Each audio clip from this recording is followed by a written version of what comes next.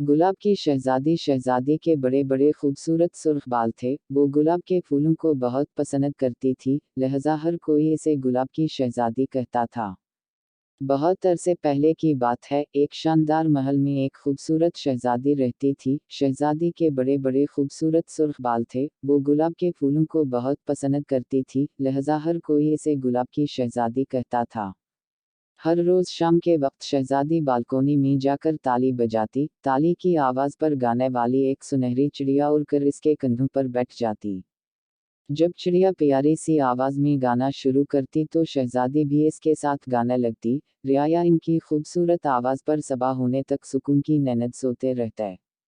ये सिलसिला यूं ही चलता रहा। एक दिन किसी चुड़ैल को शहजादी के खूबसूरत बालों के बारे में पता चल गया। ना जाने क्या सोचकर इसने फैसला कर लिया कि वो शहजादी के बालों को काला कर देगी। चुड़ैल ने अपनी जादुई छड़ी को इस्तेमाल करते हुए एक मंत्र पढ़ा तो शहजादी के बाल सुर्ख से काले हो गए। अगले रोज जब शहजादी रोज की तरह बालकोनी में गई और चिड़िया के साथ खूबसूरत आवाज में गाना शुरू किया, मगर इस बार लोग जागते रहे। शहजादी को मालूम हुआ तो वो बहुत परेशान हुई। इसने चिड़िया से पूछा कि इसे क्या करना चाहिए। चिड़िया की बताई हुई तरकीब पर अमल करते हुए इसने गुलाब की पत्तियों को पानी में डाला और थोड़ी देर बाद इस पानी से अपने बाल धुए तो इसके बाल पहले की तरह सुर्ख और खूबसूरत हो गए। और रोज की तरह जब वो शहजादी चिड़िया के साथ गाना गाती तो रियाया मीठी नींद सो जाती। चुड़ैल को इस बात की खबर हुई तो इसे बहुत गुस्सा आया और इसने फिर वो ही मंत्र पढ़ा, लेकिन इस बार चुड़ैल ने हर तरफ से गुलाब के फूल तोड़ लिए थे, ताकि शहजादी अपने बाल पहले जैसे सुर्ख ना कर सके। यूं शहजादी के बाल फिर से काले हो गए और इस रात रियाया की नींद फिर से उड़ गई।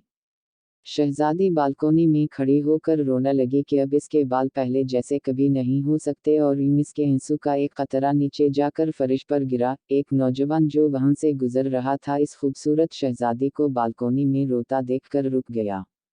इसके पास एक संदूक था जिसमें से इसने सुर्ख रंग का एक बाल निकाला और इसको आंसू के कतरे पर रखा जो शहजादी की आंखों से गिरा था। देखते ही देखते वो सुर्ख रंग का बाल गुलाब के फूल में बदल गया। शहजादी ये देखकर बहुत हैरान हुई और इसने जल्दी से इस गुलाब के फूल को पानी में डालकर इससे अपने बाल धुए और इस चुड़ैल का जादुई असर खत्म हो गया। शहजादी के बाल पहले की तरह सुर्ख हो गए और हर तरफ गुलाब के फूल खिल गए। बादशाह ने नौजवान से जब पूछा कि इसके पास ये बाल कहाँ से आया तो इसने बताया कि शहजादी से बचपन में इसकी बहुत दोस्ती थी। हमने दोस्ती को कायम रखने के लिए एक दूसरे के बाल तोड़कर अपने पास संभाल कर रखे थे। फिर मैं सफ़र पर चला गया था, कई बरसों बाद अब वापस आया हूँ। ये सुनकर बादशाह खुश हुआ और दोनों की शादी कर दी।